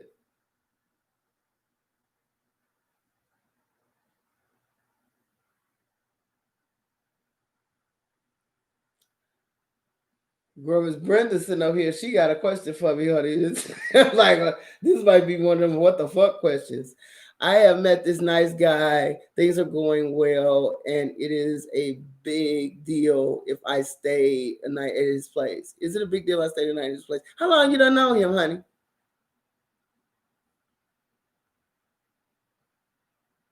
It all depends on how long if you known him. If you known him for longer than a month or 2 or 3, I would wait about 3 months before I start spending the night at people's houses. It's just one of those things. Unless you just want to, you know what I'm saying? If you awesome, hey, I got a itch that needs to be scratched. You know, to each their own. Just be safe, but don't expect nothing much more from that. Like I said, in a situation like that, he's like, okay, y'all been talking for a while. Things is fine. Okay, things is fine. Okay, like I said, for me, I give it a 3 month area before I start spending the night with people and stuff like that. Like I said, but if you got an itch that you need to scratch, then this is me. And if I'm doing this way before, shit gets serious or whatever, and I'm following his lead on type of stuff like that, and then it goes that route, I'm just the type of person that I know if we go fall into the sexual thing too fast, I'm gonna discard him after three good hits. I'm gonna hit that 3 times and I'm out. That's just me. You asking the wrong bitch because I'm a player. I'm a player. I would just kind of like keep him at bay to see what he really on. And if he's on that, hey, I just know how I am. If it ain't past 3 months of us getting to know each other and hanging out and us doing things without the sex part about it, I'm just the type of chick that if we go that far, if we go get into it that quick, I already kind of know where his head is at with this, and this is where his head has always been. He just wait for that opportunity. You know what I'm saying? And for me, if a guy asks me, and I've only known you for about a month or two, when you spend a night. My whole thing is I know me enough to know you want some ass, and I'm gonna. If I stay here, I'm gonna have to do this. So I'm just strange. You got to sleep with him. He said if you got to sleep with him before you get emotionally attached in case the sex is crap and the worst awful. Hey, it's everybody's today each their own. I like to get to know a person first.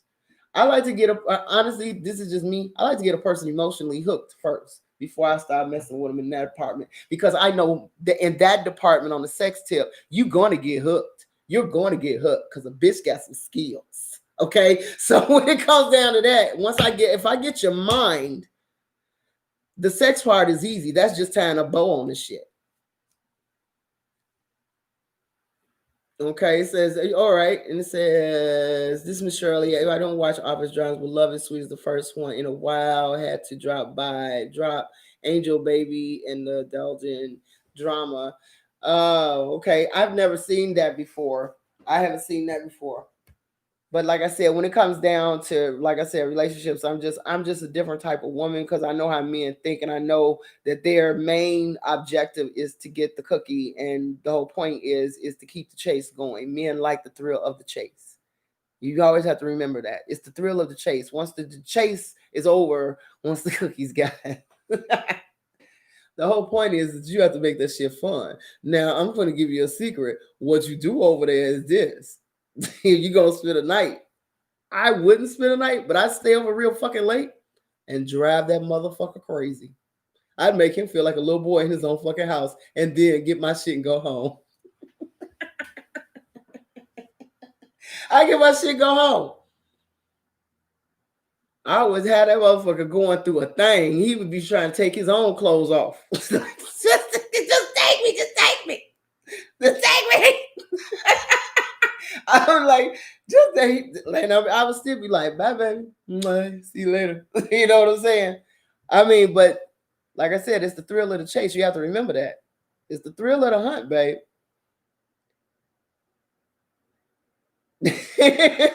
You go get snatched up. I ain't gonna get snatched up because I'm gonna be gone, baby. You gonna be calling me like, where you go? Why you leave? You gotta get them hooked. It's like it's a thing of reeling them in, looking at them, and then let their ass go back inside the water. Oh, y'all got y'all daddy listen to me. Don't be having y'all parents listen to me. Look at Lord. I was like I said, I'm a meanie. Oh, the church man story was hilarious. How long have you supposed to keep huh? Then how long are you supposed to keep him on the string? That's up to you. Once you figure out, once you've got his mind. The whole point is the objective of the game, honey, is to get the mind. Get the mind and his ass will follow. I mean, come on now. Use your womanly woes. Don't you understand that? This is a women's power. We have a power, y'all, when it comes down to men. They like what they see.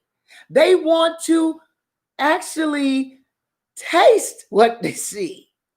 Just because you see some shit that looks a beautiful, beautiful cake and donuts in the goddamn, inside the counter, don't always mean you can get that cake and donuts. Okay? The whole point is it looks delicious. They want a sample. The question is, you the owner of the bakery. Do you give them the cake they want? Or do you give them a sample of what they might want? So they might come back and get the whole fucking cake. Do you understand what I'm saying?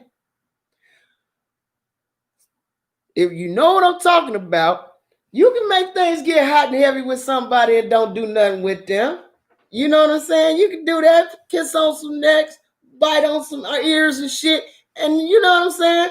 But bring him and then drop his ass. I gotta go. I gotta go to work. See you later. I'm a fool. I'm a damn fool.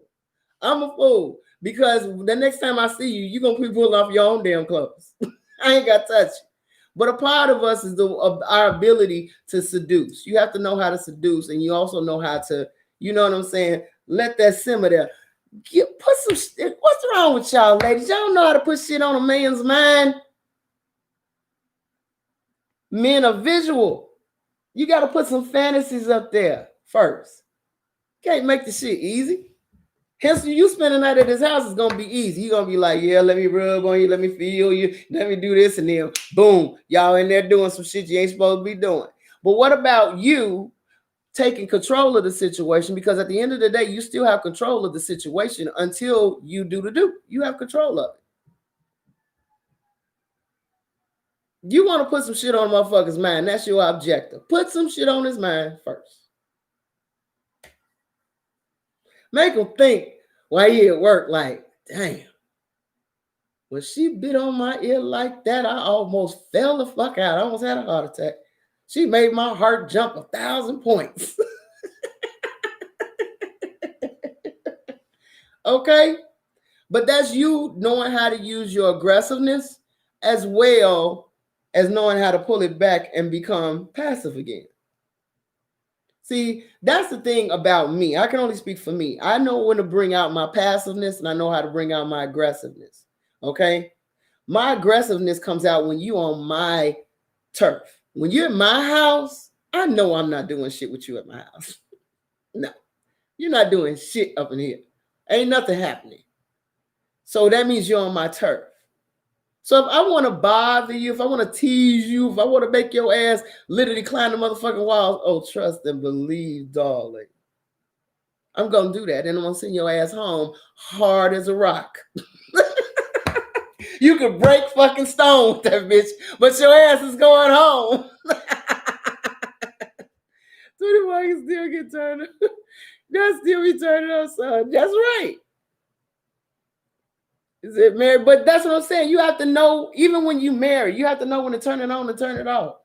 I honestly, with me, I told y'all, with me drinking, that's a bad thing because I become very aggressive. I would throw a man against the fucking wall. He'd be like, what the fuck is going on? Oh my God. He turns into a bitch. When Rihanna said, I'm going to make you my bitch. I've done that many times. Many times. You understand? That's a real thing. That's a real thing with me. But that's with me drinking. The predator comes out because I'm in full control of my personality at that point. That's a part of my personality I suppress.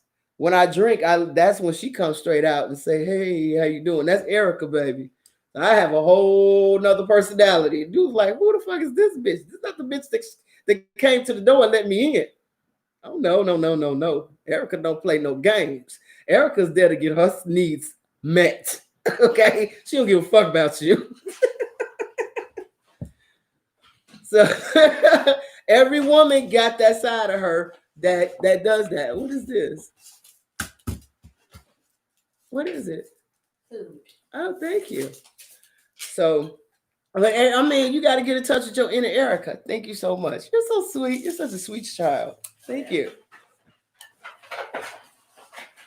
But every woman has that part of her personality they need to introduce themselves to. Even when you get married and you've been married, you got to introduce yourself to your more wilder side, your more aggressive side. Trust me, men are going to love it. They absolutely love that shit. Some men really actually do love being taken advantage of by a woman. They really do. They do. They don't say that shit, but they like that shit. Even some of the most manliest men will be taken aback if your ass he came home from work and he's just his normal self and he's always the aggressor and you turn around and you throw his ass up against the wall and take his clothes off. He'd be like, oh shit, I can get with this shit all day. Hey, what the fuck he gonna do? What is he going to do? Don't do that to me. You make me feel strange. I mean, that's when you actually become the aggressor. So, like I said, I know I can tap into that side of me when I drink. That's why I don't.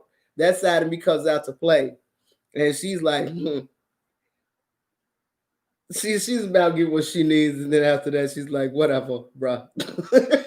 So that's cool. It's like, so when you're attracted to someone mentally and physically and emotionally, that comes out automatically.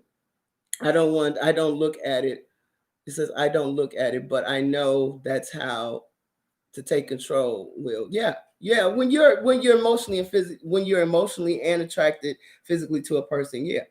But you have to know in the beginnings when to take it, bring it in, and bring it out. Like I said, if you're looking for something that's going to last for a long time, as I told you all before, sex is something that you have to actually gauge the dial on that between you and that person. But when it's brand new, I would literally stay away from that area as long as I could. Now, I ain't say there's nothing wrong with talking to each other, having flirtatious conversations and things like that. But You know what I'm saying? If it's in a month in it, 2 months into it, you know what I'm saying? 2 months into it, you may start getting hot and heavy. That's when you start. That's when you do that thing I'm telling you. Take his ass up there and drop him off a cliff. Take his ass up there, drop him off a cliff. Take his ass, make him think he's gonna get there. Make him think it, and drop him off a cliff. You know what I'm saying? And then it'll get to the point where he can't hold back no more. You can't hold him back no more. And then you see where you go from there. But I have fun with that shit. That's hilarious because that's me at my highest point of power that I'm gonna have with a man. So I came in late, but I hear this is throwing my hands against my attention. You know what I'm saying? But no, it's not sex talk. It's not sex talk at all. It's seduction talk, seducing. The art of seduction, darling. And the art of seduction is using your womanly powers to be able to get around certain things, putting something on a man's mind rather than giving him what he originally came for, which was the cookie. That's easy. That's easy. Like I said, men are really good at that shit. You just have to be a little bit more crafty in their way of being able to get to it. It's like a maze. You know what I'm saying? It's like a maze. You can be sexy as you want to be. You can be flirtatious as you want to be. But you have to make up in your mind, is you ready to sit up here and go into the bedroom with this dude after 2 months of knowing him? And it might be some shit that you don't particularly care for about him. You know what I'm saying? You got to get to know a person. You know what I'm saying? And like I said, I'm just the type of person, I want to see how strong you are. I want to see how strong you are to be able to resist my womanly woes. Because I'm going to take you through some things. Because once we get to that point, once we get there, oh, he going to be all right. He going to be here with me for a while. Because once that part happens, I know enough about what I do that's going to have his ass sitting there talking about, I don't see no bitch nowhere. I don't see nobody with you, baby. You understand? So that's it. Yeah, I don't think he's going to I don't think he's going to want to leave you alone. I ain't going to want to leave you alone. The whole point is that, like I said, you got to make them work for it. Men like the thrill of the chase. You got to remember, this is a game. This is a hell of a chess game that you're playing, and they like the challenge. Women that are challenges have so much more fun with men. You honestly don't know. They have so much fun when you sit up there and be like, oh, I'm going to play hide and seek. Oh, and we jump out. You got me. That shit's too fucking easy. That shit's too fucking easy. You got to think like them for 5 seconds. Put yourself in their shoes. Have you tried that? Put yourself in a man's shoes. You're the object. They're their object that you want. Okay? It's easy for them to be able to rub you and be like, oh, and then your ass is just gone. You just gone. You got to know how to yeah, that felt good as fuck, but let's see how well you take what I do to you and then pull it back. You understand what I'm saying? It's a game. It's a push and pull. Hard to sell cake and bake cookies. So hard to sell cake and bake cookies. No, it's not, girl. No, it's not. Like I said, samples.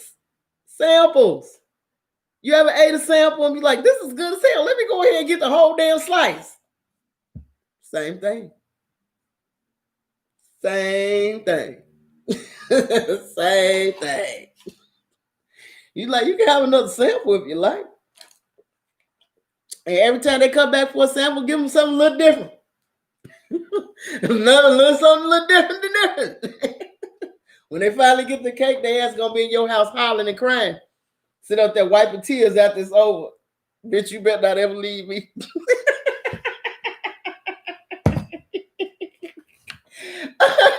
And I'm not bullshitting you. I done had that shit happen to me a couple of times. Yeah, I done made a couple of fucking stalkers fucking around. I have. And I ain't gonna bullshit you not. I ain't gonna lie about that shit. What happened the last time you took a sample? I ain't gonna be fucking around with that shit. Messing around. Seriously, I had a couple of stalkers. I have to be careful with you have to be careful with that because some people can like them samples and they like them samples, and then you finally give them give them the whole cake, and then they asses is standing at your house, sitting outside first thing in the morning, like, where you going? I was like, what is you doing at my house?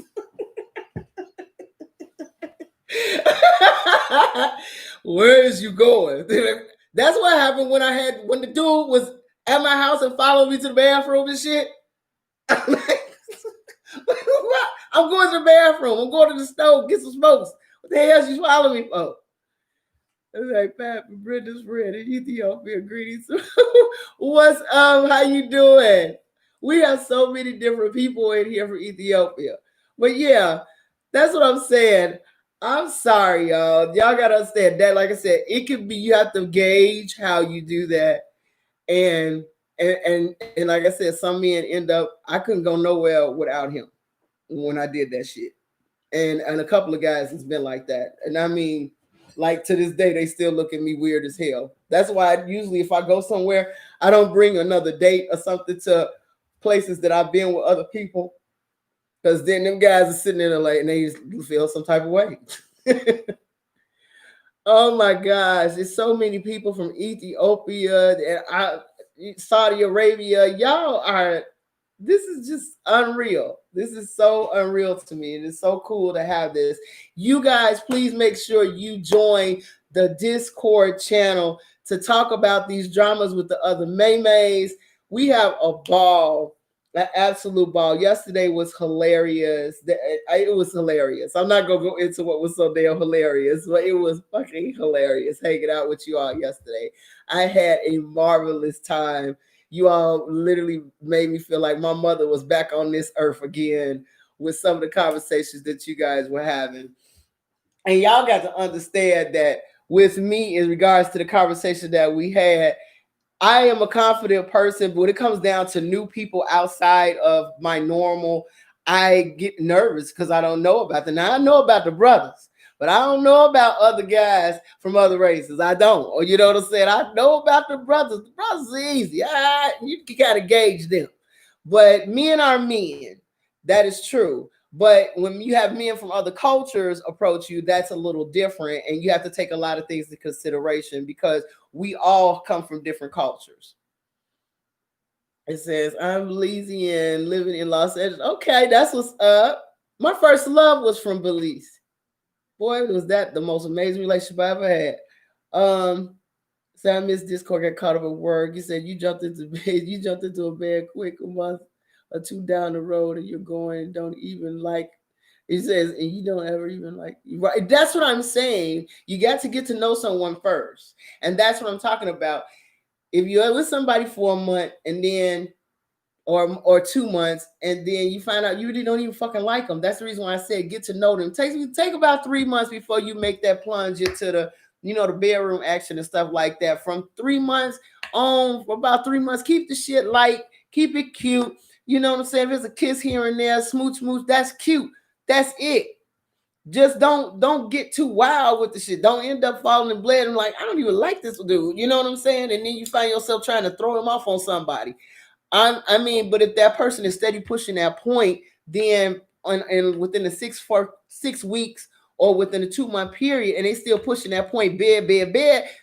I'm sorry, ladies, excuse my language. He's there to fuck. That's what he wants. So if that's what he wants, he's made it very clear. That's what his objective is, to get you in bed. All their objectives is to get you in bed. But if they're making it that obvious, that's what that is. Now, like I said, if they want to scratch that, if you got an itch you need to scratch and you down for that shit, my best bet is to tell you, and I'm telling you this as a playette, hit that shit 3 times and let that bro bounce. That's it. That's all. Hit it 3 times. 1 for trying out, 2 for, I might have liked that, and 3, goodbye. And that's it. Boom. End of story. And that's some plain shit. I'm just telling you. Get rid of that real quick. Fall off. Stop asking. Don't ask for no numbers. Don't ask why you didn't call me. You know what I'm saying? Let that shit fall off naturally. That's what he was there for in the first place. If he was willing to jump in the bed with you 6 weeks in, six weeks in, not just 6 weeks into it, 4 weeks into it, 1 month. Okay, y'all knowing each other for 1 month. You don't went on 3 dates, and he trying to actually get in the bed with you already. Like, dude, do you even know my middle name? You know what I'm saying? Did we go to the doctor and make sure we all good? Do I even know your mama's name? You know what I'm saying? I ain't even had time to memorize your damn phone number yet. It's certain stuff you got to think about. It said, what's your take on one night stands and cultural differences? One night stands, like I said, if you built for those types of things, if you cool with throwing your cookie around and gambling with your balls, and men are cool with gambling with they testicles. I'm not big on that shit. Okay. I'm not big at gambling with my cookie either. So one night stands, I'm not big on that. But if you one of them type of women that can say, hey, I can do this shit, walk away like it ain't nothing, pimp, you that pimp at, it's all up to you. If you can sit up there and do that, my whole thing is that I know there's diseases and things that are out here, and I ain't trying to catch none of that shit. Okay, none of it. I know friends with issues and shit like that, and I'm like, no, I don't think I want to deal with that. I really do want to get a chance to know a person first. It said I'm on Discord all the time, Lena. I'm there, but you don't see me there. I'm watching everything. I see everything that you guys are watching. It says some you just look at. Yeah. It's just something you just have to look at. You don't want to, you to test drive it is all well and good, but you don't want to just test drive every car. You're absolutely right, Lorraine. Just look at them. I mean, I've met some really nice cars. Okay, I done seen some. Woo, you know what I'm saying? But once you sit there long enough to get to know them, you find out that's a bucket. You know what I'm saying? Busted ass, bucket ass car that just got a nice paint job. No, thank you. I mean, perfect example today. There was somebody trying to talk to me on Instagram, and he seemed like he was nice looking guy, all of that. And then all of a sudden, out of nowhere, he starts talking in a sexual thing. I'm like, okay. First of all, what's not going to happen is that I asked him, I was like, what is your point of going? I'll say, what is your point of asking a question that you already know the answer to? Number one, I said, don't you think that question was inappropriate? He asked me an inappropriate question. Oh, has Stella gotten her groove back? First of all, if you understand how old I am, no. And first, not even no. First of all, that's none of your business. Whatever I have done with a younger man or not, I mean, I don't fucking know you, so I don't owe you an answer. Number two, it was something that he asked that, or when was the last time I was in a sexual relationship? And I'm sitting up here saying to myself, isn't it a little too early for you having that kind of conversation with me? You don't even fucking know me. Not only do you not even know me, that's a turnoff for a grown ass woman. Okay, the first thing out of your mouth is something sexual, and then think that I'm supposed to respond to you. I'm very private about my life. So who I had sex with ain't none of your goddamn business. I don't even know you. You ain't bought me a meal or pop or anything. That's not a conversation you should be having with me. And you just said hello on an Instagram. So that lets me know right there what you're on this Instagram trying to do. You're trying to find someone to have a one night or hook up with. I'm not that bitch. So, man, me not being that bitch, we're going to cut this conversation right there. And he says, oh, you're going to shoot me down like this? Like, yeah, I'm going to shoot you down. I said, because I'm looking for somebody who wants to have a conversation like normal adults. Okay, if I want to find somebody to have a good time with, I'm not going to find it on Instagram, honey. I know plenty of men in real fucking life that I can find that with. Okay, I can look through my Rolodex and hit that. All right. So what are you doing? You just fucked up, bro. You understand? And I'm about to dismiss you. You understand? That's stupid shit. What real woman is going to keep on having a conversation with somebody who is clearly, you don't want to get to know me. You're trying to get to know my cookie, honey. So if you're trying to get to know my cookie, you're never going to get to know me because, see, I'm in charge of that. So if you can't get past my brain, if you can't get into this mentally, there's no way you're getting that. So you've already fucked up, bro. Oh, it's not chess. He said to me, it's chess, not checkers. I said, then clearly you don't even know how to fucking play chess. Because you're not even playing checkers, honey. You playing jacks, fucking around with me. All right? Never. And I said, and on that note, have a good day. Take care, darling. Stay cute. You understand? It's people, you have to gauge what you want and be okay with telling somebody, get the fuck on with that bullshit. You know what I'm saying? If you want to do things, that's on you. But a man is pretty much going to tell you what he's there for in the midst of his conversation. He wants to have a decent conversation with you. It'll go for a long time. If he wants to go out and get to know you and see how you handle yourself with him personally, then you go on those dates. You know what I'm saying? But things ain't got to get hot and heavy from go 0 to 100, escalate within 2 fucking weeks. You talking about, man, oh, I got to kiss you. I want you so much. I'm in love with you. First of all, you say that love shit to me and I'm looking at you like you a fucking nut. You a mental patient. Mental patient alert. How the fuck you gonna love me in 2 weeks? I'm just keeping it 100. How do you love somebody in 2 fucking weeks? Okay, I done had animals and I ain't loving 2 fucking weeks. So that's some bullshit right there. Okay. And then some men feel like when you say the love word is always a red flag for me. You say you be sounding like those crazy bitches in the dramas. I know. I'm like, yeah, are you gonna love me at 2 weeks? I don't fucking know you. You know what I'm saying? So that tells me, one, either you got a mental issue and I need to exit stage left. 2, you do got a mental issue and I need to exit stage left. Because I don't need no motherfucking body that's crazy hanging around with me. That, you know what I'm saying, that if things get serious, then you gonna get weird.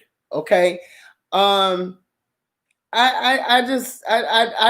can tell who's serious and who's not serious when it comes down to certain things. If a man takes his time, he wants to get to know you, he's willing to court you, he's willing to keep his primal woes under fucking control because, oh, you're beautiful, you're so fine, and all this other stuff, and he can stop himself from flashing me. You know what I'm saying? In the first 5 days of knowing me, I have crazy shit that happened to me, y'all. Y'all know this. There's men that want to whip it out and show you and say, hey, look what I'm working with. I ain't asked for all that shit. I just asked for a nice night out, not to see you whining and all of that. You know what I'm saying? Most women are good enough to kind of see what you're working with as you walking down the street in your pants. Okay? I ain't got to see all that. But there's some men that just, feel the need to do a whole lot extra and they get shot down because they doing dumb shit. Now, those men end up usually becoming my friends. They do. I've had some men that flash me and we are the best of friends to this day. All right. But it never got past friendship. Never got past friendship. But there are some men that I've met that took time to get to know me, that actually were invested, literally took time to see what was going on in my head, to see how I was and realize, oh, I can't go this route with her. If I go this route with her, I'm gonna fuck up and she ain't gonna speak to me no more. Whereas I've had men that sit up here and say, oh, I'm gonna go the intellectual route and still be a hoe, okay, and come around the back door trying to do something stupid, and they still get caught. They still get caught because you can try to be intellectual with me if you want to, and I still can hear in your conversation. This is why I say listen to what people are saying to you, and let's look at what they're writing. And at that point, you can kind of dissect what they're there in your face for. I know what the fuck I look like. Thank you. I know you say I'm gorgeous. Thank you. I'm beautiful. Thank you. I appreciate that. That's on the surface. A man's objective is to find out what's past that surface shit. What's past the makeup? What's past the funny attitude? Who are you really? Because when a lot of these men get married, they get married to the whole entire presentation. And then once they get in the marriage, and then they find out that they married to some crazy bitch. Like, I didn't know she was like this. What you ain't take time to find out before you start talking about getting on your knee and get married. You understand? You ain't send this bitch to the ringer a few times. Send her through the ringer a few times. See how well she handles shit. Same thing with women. See how well men handle things. Not that you throw your problems out there at them, no. But you see how well they come at you. Now, a person I would have probably married would have been the office guy, John, because he was there for every time bitch had a problem. But in working with John, I also saw the kind of woman that he needs at home. And John needed a secretary at home. I'm not that bitch. Okay? Nope. I need somebody that's going to see me as an equal when we're at home. Yes, I will do all the things a secretary does, but you have to see me as an equal. You understand? There's some men that say, I'm the king of the castle and your ass is just my subordinate. That's cool. If you're cool with that, that's cool. Some women are cool with that. I'm not cool with that. I have to have a man that sees me as his equal. We both king and queen of this motherfucker. But you can still tell me, get your ass back in here. I ain't through with you. Okay. You understand? But when it comes down to the business of handling things, yeah, we're both about the same. We listen to each other on an equal basis and things like that. You understand? But when it comes down to it, some women do like very overbearing men. I don't like that. I be done buried that motherfucker in the backyard. I can't do that. You gotta do it. No. Every woman is not like that. So he needs to get a very passive woman. I'm a woman that has a passive aggressive side. I'm passive aggressive, and like I said, if he's a beast, if I'm a bitch, he gotta be a beast. That's all I gotta say. And we both meet on equal grounds. Like, there are women that are alpha women, and there are men that are alpha men. Alpha men and alpha women get along pretty well with each other. They really do. When you meet another alpha, it's like heaven. It's like, okay, we both rough motherfuckers, but we respect each other. And then some alphas need a beta, somebody that they can lead. You know what I'm saying? So it depends. It really does. And see, for me, I'm just picky. I'm picky as hell. I am picky as hell. The smallest thing, I'm like Miss Shirley. Smallest shit to get your ass dismissed. Miss Shirley will probably dismiss your ass over your shoes and your belt don't match. Miss Shirley is rough, baby. That tie is not working with that suit. You're fired.